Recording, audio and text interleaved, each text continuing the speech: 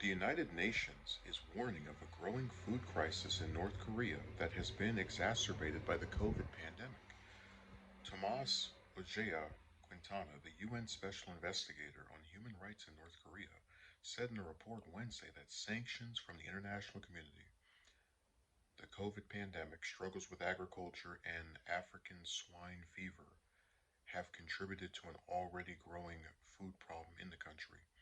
Even before the pandemic, more than 40% of people were food insecure in North Korea, Ojea Quintana said. North Korea has imposed harsh COVID 19 restrictions, including restricting travel between areas in the country and cutting off imports for non essential supplies. Prolonged and strict COVID 19 measures have resulted in severe economic hardship and increased vulnerability to human rights violations amongst the general population, Ojea Quintana said. The number of those who are food insecure has increased as the prices of corn and rice rose since June. Although some emergency measures have been taken by the country, Ojea Quintana said food production will continue to face trouble due to lack of fertilizer and pesticide for the agriculture community.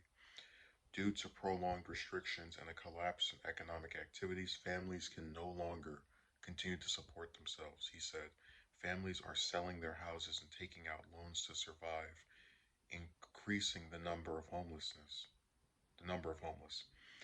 Ojea Quintana recommended lifting some sanctions that negatively affect humanitarian assistance and human rights, including under the COVID 19 pandemic.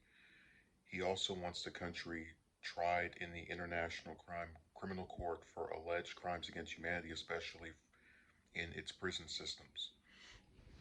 So I had no idea about the African swine disease playing a factor in the lack of food over there. That would have never even crossed, because the first thing I think of was sanctions imposed by other countries on North Korea. Um, and then the virus. Those are the two things I would believe without even reading the articles, from seeing the headline of growing food crisis in North Korea would be the factors. Um,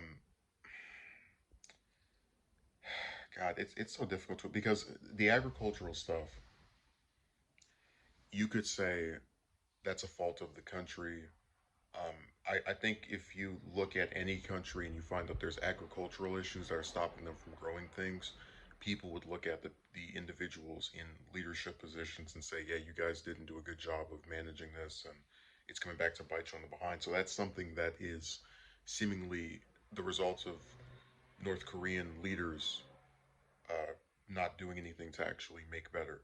But in the case of the sanctions, it's so damn sad when you look at the U.S. and these other countries who put sanctions on North Korea over the nuclear weapons, which stuff we have ourselves. So we're already, being we're pretending as if them having them is like suddenly such a dangerous, horrible thing. But one of the reasons that I hate sanctions and that it irritates me that people look at that and think it's good is because they have more effects on regular people than they do on the actual people who make the policies.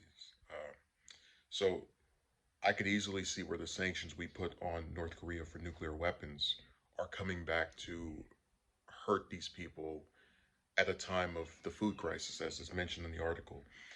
Um, I would be interested in hearing more about the prison system, humanitarian crimes that are being alleged, because no one really ever talks about that when it comes to North Korea.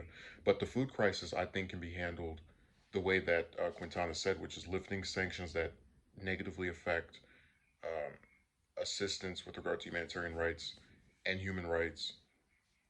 But I just don't see the other countries doing that. I think they're going to keep freaking out over, because just to be honest, right?